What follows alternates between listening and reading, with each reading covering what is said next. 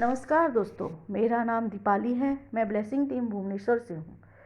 हम बात करेंगे आज व्लादिमीर मिग्रे की रचना एनेस्थीसिया के चैप्टर 24 के बारे में, जिसका शीर्षक है एक अजीब सी लड़की या अ स्ट्रेंज गर्ल। इसके पहले भाग 23 में हमने जाना एनेस्थीसिया ने लेखक को झाड़ियों के पीछे से एक पोशाक पहन के तैयार होकर आती है और पूछती कि क्या मैं आपको बिल्कुल भी याद नहीं हूँ। और लेखक उसको उस वस्त्र में देख के लेखक के सामने एक धुंधली सी तस्वीर उनकी आंखों के सामने आती है और लेखक याद करने की कोशिश करते हैं कि एनेस्थीसिया को उन्होंने पहले कहाँ देखा था। और आज के चैप्टर में उसी को विस्तार में हमें लेखक बताएंगे। तो आइए बढ़ते हैं कहानी की तरफ और जानते हैं कि लेखक और एनेस्थीसिया इससे पहले कब और कहाँ और कैसे मिले थे।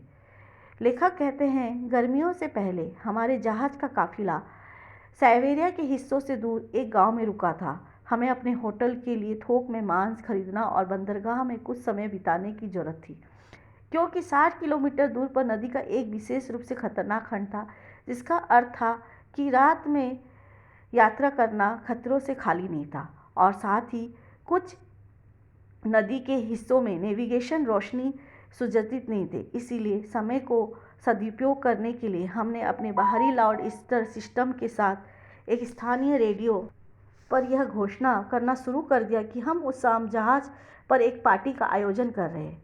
गोदी पर खड़ी चिकनी सफ़ेद जहाज रोशनी की विशाल श्रृंखला के साथ चमक रही थी और उससे उठती रोशनी की झिलमिलाहट के साथ साथ संगीत की जीवंत उठती हुई आवाज़ गांव के युवाओं के लिए एक आकर्षण का केंद्र होती है। और इस आकर्षण को विशेष रूप से उस शाम को देखा जा सकता है जब पूरी स्थानीय युवा आबादी जहाज़ के गैंगप्लैंक के लिए अपना रास्ता बनाते हुए जहाज़ के ऊपर घूम रही थी। जहाज़ पर आने पर किसी भी पहली बार आने वाले आगंतुकों की तरह वह पूरे जहाज़ के चारों ओर एक नज़र डालने के लिए बेसब्रे हो रहे थे कि वो क्या देख सकते हैं। मुख्य, मध्य और ऊपरी डेक का दौरा करने के बाद वे रेस्तरां और बार में एकत्र हुए। महिला दल एक नियम के रूप में नृत्य करने शुरू कर देती है, जबकि पुरुष के आधे दल शराब पीना पसंद करते हैं और आधे दल नृत्य करना। एक जहाज पर संगीत और शराब की साथ एक असामान्य परिस्थिति हमेशा युवाओं में उत्साह की स्थिति पैदा कर देती है और यह कभी कभी चालक दल के लिए एक बड़ी परेशानी पैदा कर देती है, क्योंकि जो तयशुदा समय युवाओं के लिए पर्याप्त नहीं होता है और वो पार्टी को और अधिक उत्सव को बढ़ाने और लंबा करने के लिए सामूहिक रूप से अपील करते हैं। यह अपील आधे घंटे ज़्यादा से लेकर आधी रात और लगभग पूरी रात तक चलती है। इस खास मौके पर लेखक कहते हैं, मैं अपने केबिन में अकेला था, रेस्तरां से उठ रहे संगीत सुन रहा था और बाकी की यात्रा के लिए काफिले के कार्यक्रम में बदलाव करने की कोशिश कर रहा था। एक बार के लिए मुझे लगा मेरी केबिन की खिड़की से मुझे कोई घूर रहा है। मैंने केबिन की शीशे की खिड़की की दूसरी तरफ उसकी ओर झाँका। यह कुछ भी असामान्य नहीं था। आगंतुक अक्सर जहाज के केबिनियों को देखना पसंद करते हैं। मैंने उठकर खिड़की खोला। वह दूर नहीं गई थी। वह कुछ शर्मिंदगी से मेरी तरफ देखती रही। मुझे लगा कि मैं अपने केबिन से बाहर डेक पर अकेली खड़ी इस महिला के लिए कुछ करना चाहिए। मुझे आश्चर्य हुआ कि वह दूसरों की तरह नाच क्यों नहीं रही है। शायद वह किसी तरह दुखी थी। मैंने उसे जहाज की चारों तरफ दिखाने की पेशकश की और उसने चुपचाप सिर हिलाया। मैं उससे पूरे जहाज को ले गया, उसे मुख्य कार्यालय दिखाया, जो अक्सर आगंतुकों को अपनी सुरुचिपूर्ण साज सज्जा से प्रभावित करता था। फर्श पे ढकने वाला गालीचा, नरम चमड़े के फर्नीचर, कंप्यूटर। फिर मैंने उसे अपने केबिन में आमंत्रित किया, जिसमें एक अध्ययन, सह-शयन क्वार्टर और बढ़िया फर्नीचर, टीवी और वीसीआर से सुसज्जित एक कालीन स्वागत कक्ष भी शामिल था। मुझे याद है उस समय सबसे ज़्यादा खुशी हुई जब मैंने एक गरीब देश की लड़की को हमारी सभ्यता की उपलब्धियों से प्रभावित किया। मैंने उसके सामने कैंडीज का एक डिब्बा खोला, 2 गिलासों में शैंपेन डाला, उस पर अपनी और अधिक छाप परिष्कृत करने के लिए विका त्योसोगोनावा के लव एंड डेथ के एक वीडियो टेप को लगा दिया। वीडियो टेप में मेरे पसंदीदा कलाकारों द्वारा प्रस्तुत कई अन्य गाने शामिल थे। उसने हल्के से शैंपेन के गिलास को अपने होठों से छुआ, मेरी तरफ गौर से देखा और पूछा, क्या यह एक चुनौती है? ओह, मुझे उस प्रश्न को छोड़कर किसी भी तरह के प्रश्न की उम्मीद थी। अभियान वास्तव में काफ़ी चुनौती भरा साबित हुआ। जो नदी पर कठिन नेविगेशन स्थिति और चालक दल, मुख्य रूप से समुद्री अकादमी के छात्र द्वारा धूम्रपान के बर्तन और माल की तस्करी के साथ था। हम अक्सर अपने समय से पीछे रहते हैं और अपने नियोजित स्टाफ पर उस समय पर नहीं पहुंच पाते जहां हमारे आगमन की पहले से घोषणा की गई होती है। यह बोझ और अन्य चिंताएं अक्सर मुझे न केवल नदी के किनारे के परिदृश्य की प्रशंसा करने के अवसर से वंचित करती है, बल्कि एक सामान्य नींद भी लेने से वंचित करती है। मैंने उसके लिए कुछ अर्थहीन कहा, कोई बात नहीं, हम आगे बढ़ेंगे। फिर खिड़की की ओर मुड़ा और शैंपेन के गिलास को धोने पर रखा और हम बात करते हुए बाहर चले गए। पीछे से वीडियो टेप की आवाज़ें हमें सुनाई दी और जब तक हम बात करते रहे कि कुछ की पार्टी के अंत में जहाज़ एक बार फिर से डॉक नहीं किया गया।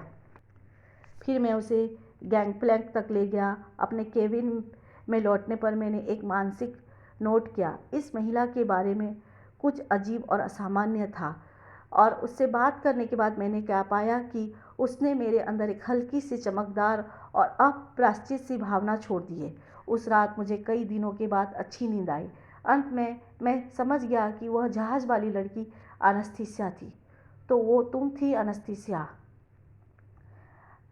अनस्थीसिया ने कहा, हाँ, वह आपके केबिन में मैंने सभी गीतों को याद किया जो मैंने बाद में जंगल में आपके लिए गाए जब हम बात कर रहे थे। आप देखते हैं सब कितना आसान है। आप बोर्ड पर कैसे आए अनस्थीसिया? मुझे यह देखने में दिलचस्पी थी कि जहाज़ में क्या चल रहा है और आपके सभ्य समाज के लोगों को जीने का तरीका क्या है। आखिर व्लादिमीर, मैंने अपना सारा समय दार्शनिक के देखभाल में बिता दिया। उस दिन मैं गांव जल्दी गई और सूखे मशरूम जिसे गिलहरियों ने इकट्ठा किया था बेच दिया और आपके क्रूज के लिए टिकट खरीदा। अब मैं उन लोगों के वर्ग के बारे में बहुत कुछ जानती हूँ जिन्हें आप व्यवसायी कहते हैं। आगे अब मैं आपको भी अच्छे से जानने लगी हूँ। मुझे लगता है मुझे आपसे बहुत बड़ी माफ़ी मांगनी चाहिए। मुझे नहीं पता था कि परिस्थितियाँ इस तरह बदल जाएंगी कि मैं आपके भविष्य को इतना बदल दूंगी कि मैं अब इसके बारे में कुछ नहीं कर सकती, क्योंकि उसके पास इस योजना को पूर्ति का सामान है और वे केवल कुछ समय के लिए भगवान के प्रति जवाबदेह हैं। और अब आप और आपके परिवार के सामने बड़ी कठिनाइयाँ और चुनौतियाँ होगी जिन्हें दूर करना होगा, लेकिन फिर वह सब बीत जाएगा।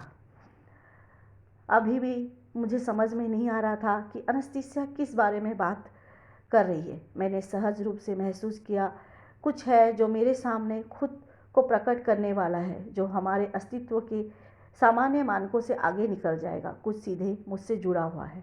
मैंने अनस्थीसिया से कहा वह मुझे और विस्तार से बताए कि मेरे भाग्य और चुनौतियों को बदलने से उसका क्या मतलब है। उस समय उसकी बातें सुनकर मैं कल्पना नहीं कर सकता था कि वास्तविक जीवन में उसकी भविष्यवाणियाँ कितनी सही ढंग से जल्द ही साकार होने लगेगी। उसने अपनी बात जारी रखते हुए एक बार फिर मुझे पिछले साल की घटनाओं के बारे में बताया।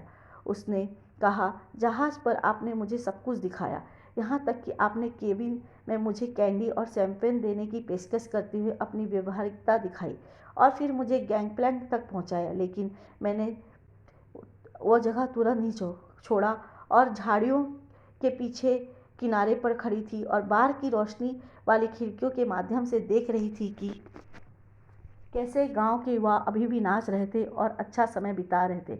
आपने मुझे सब कुछ दिखाया लेकिन बाहर नहीं लेके गए। मैंने अनुमान लगाया शायद मैंने उचित कपड़े नहीं पहने थे। मेरा सिर शॉल से ढका हुआ था।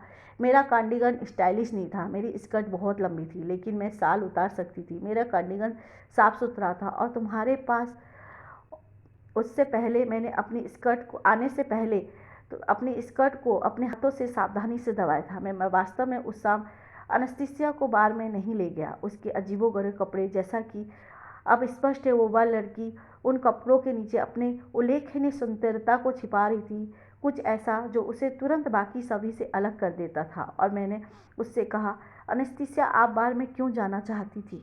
क्या आपका मतलब है आप वहाँ अपनी बाहरी जूतों के साथ नृत्य करना चाहती थी? वैसे भी आप कैसे जानेंगे आज कि वह किस तरह के नृत्य करते हैं? मैंने उस समय बाहरी जूते नहीं पहने हुए थे। जब मैंने आपके जहाज़ पर टिकट खरीदने के लिए मशरूम का आदान प्रदान किया तो मैंने उसी महिला से एक जोड़ी जूते खरीदे। माना वो जूते पुराने और तंग थे, लेकिन मैंने नृत्य के लिए उसे घास पर साफ किया था। और रही बात नृत्य की, मुझे केवल एक बार देखने की आवश्यकता होगी और मैं बहुत अच्छा नृत्य कर सकती हूँ। ओह, मैं क्या गजब की नर्तक